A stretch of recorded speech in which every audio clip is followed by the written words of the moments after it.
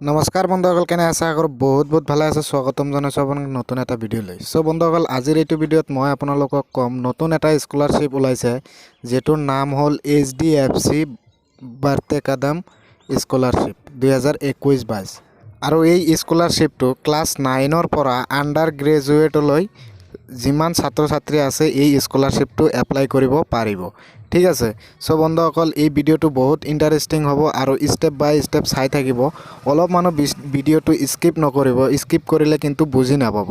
চ' বন্ধুসকল, এই স্কলাৰশ্বিপটো এপ্লাই কৰিবলৈ হ'লে কি নথি পত্ৰ লাগিব, ক'ত কি জমা দিব লাগিব আৰু কি কৰিব লাগিব, এই সবিশেষ জানিবৰ কাৰণে আপুনি এই চেনেলটো যদি এতিয়ালৈকে ছাবস্ক্ৰাইব কৰা নাই, ছাবস্ক্ৰাইব কৰি ৰাখি দিব আৰু কাষত থকা বেল আইকনটো প্ৰেছ কৰি ল'ব। চ' বন্ধুসকল, আহক ষ্টাৰ্ট কৰোঁ ভিডিঅ'টো। ঠিক আছে। চ' বন্ধুসকল, এটা আপুনি নিশ্চয় দেখিবলৈ পাইছে HDFC স্কলাৰশ্বিপটো আহি গৈছে ৱেবছাইটটো। আপুনি যদি গুগলত ছাৰ্চ কৰি দিয়ে তেনেহ'লে পাই যাব, আৰু যদি নোৱাৰে তেনেহ'লে মই ডিছক্ৰিপশ্যনত লিংক দি দিছোঁ, আপুনি তাৰ পৰাই ডাউনলোড কৰি ল'ব পাৰিব। চ' বন্ধুসকল, এই স্কলাৰশ্বিপটো ক্লাছ 9ৰ পৰা 12লৈ যিসকল ছাত্ৰ ছাত্ৰী আছে সেইসকল ছাত্ৰ ছাত্ৰীয়ে 15,000কৈ টকা পাব, যিসকল গাঁও অঞ্চলত বসবাস কৰে, আৰু যিসকল ছাত্ৰ ছাত্ৰীয়ে টাউন অঞ্চলত বসবাস কৰে সেইসকলে 20,000কৈ টকা পাব এই স্কলাৰশ্বিপৰ পৰা। ঠিক আছে। তাৰপিছত আপোনাৰ যদি আণ্ডাৰ গ্ৰেজুৱেট কোৰ্চ আছে, যেনেবা ধৰক BCom, BScience, BA, BCA, এইসকল ছাত্ৰ ছাত্ৰীৰ বাবে যদি এই স্কলাৰশ্বিপটো এপ্লাই কৰে সেইসকল ছাত্ৰ ছাত্ৰীয়ে প্ৰায় 40,000কৈ টকা পাব। চাওক, ইয়াতে দিয়া আছে স্কলাৰশ্বিপ বেনিফিটছ 40,000কৈ পাব। আৰু যিসকল ছাত্ৰ ছাত্ৰীয়ে প্ৰফেশ্যনেল আণ্ডাৰ গ্ৰেজুৱেট, যেনেবা ধৰক BTech, MBBS, এইসকল ছাত্ৰ ছাত্ৰীয়ে প্ৰায় 1 লাখ টকা পাব যদি এই স্কলাৰশ্বিপটো এপ্লাই কৰে। আৰু এই স্কলাৰশ্বিপটো কোনো গভৰ্ণমেণ্ট স্কলাৰশ্বিপ নহয়, এইটো এটা প্ৰাইভেট স্কলাৰশ্বিপ। আপুনি এপ্লাই কৰিলে নিশ্চিত পাব। চ' বন্ধুসকল, আহক এতিয়া কথা পাতোঁ যে এই স্কলাৰশ্বিপটো এপ্লাই কৰিবলৈ হ'লে আপোনাৰ কি ডকুমেণ্ট লাগিব। ঠিক আছে। চ' বন্ধুসকল, ক্লাছ 9ৰ পৰা 12লৈ কি ডকুমেণ্ট লাগিব, জেনেৰেল আণ্ডাৰ গ্ৰেজুৱেট ষ্টুডেণ্টৰ বাবে কি ডকুমেণ্ট লাগিব, আৰু প্ৰফেশ্যনেল আণ্ডাৰ গ্ৰেজুৱেট ষ্টুডেণ্টৰ বাবে কি ডকুমেণ্ট লাগিব। ঠিক আছে। চ' বন্ধুসকল, ইয়াতে আপোনালোকে দেখিবলৈ পাইছে apply for last date.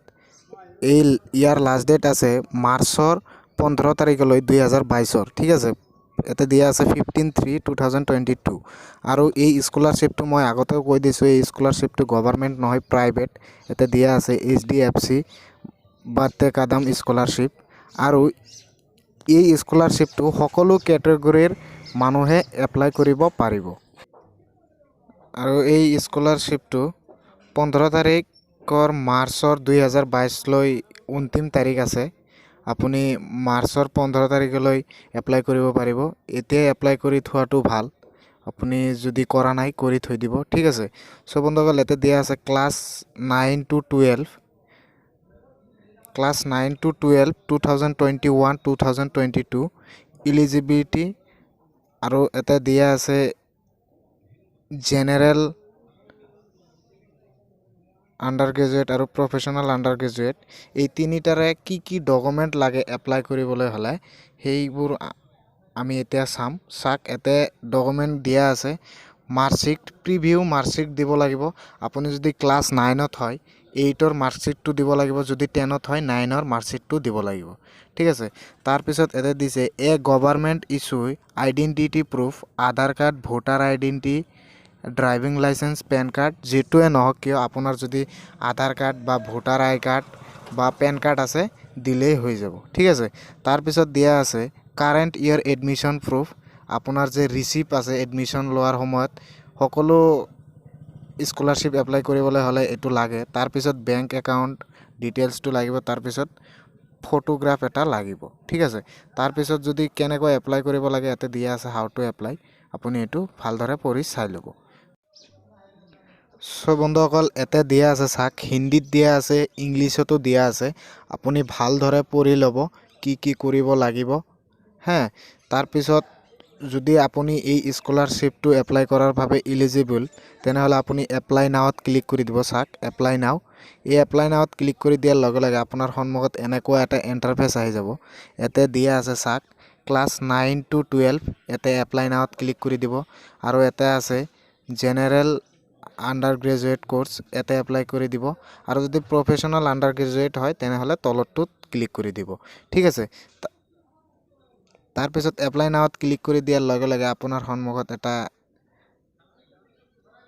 Form আহি যাব। সেই ফৰ্মটো ফিলআপ কৰি ছাবমিট কৰি দিলেই আপোনাৰ এই স্কলাৰশ্বিপটো এপ্লাই হৈ যাব। আৰু বন্ধুসকল চাওক জেনেৰেল আণ্ডাৰ গ্ৰেজুৱেট কোৰ্চৰ কাৰণে এইবোৰ ডকুমেণ্টছ লাগিব। ইয়াতে দিয়া আছে ক্ৰিচেছ document, death certificate of parents, মানে আপোনাৰ ফেমিলিত যদি কোনোবাই ঢুকাইছে এই ক'ভিডৰ কাৰণে তেনেহ'লে আপুনি এই স্কলাৰশ্বিপটো এপ্লাই কৰিব পাৰিব। আৰু তলতটোত দিয়া আছে reference of 2 persons who know' the family. ঠিক আছে, তাৰমানে এইটোত কৈছে যে আপোনাৰ ফেমিলিৰ পৰা যে এজন মানুহ ক'ভিডৰ কাৰণে ঢুকাইছে তাৰ এটা প্ৰুফ দিব লাগিব, হয়তোবা ডেথ চাৰ্টিফিকেট, হয়তোবা ডক্টৰে ডেথ চাৰ্টিফিকেট দিব, বা স্কুল কলেজৰ পৰা এটা চাৰ্টিফিকেট দিব, এপ্লিকেশ্যন দিব যে হয় এইটো ফেমিলিৰ পৰা এই মানুহজন ঢুকাইছে ক'ভিডৰ কাৰণে, তেনেহ'লেহে আপুনি এই স্কলাৰশ্বিপৰ কাৰণে ইলিজিবল হ'ব পাৰিব। ঠিক আছে, চ' বন্ধুসকল আশা কৰোঁ ভিডিঅ'টো আপোনাৰ বৰ ভাল লাগিছে। যদি ভাল লাগে এটা লাইক কৰি দিব।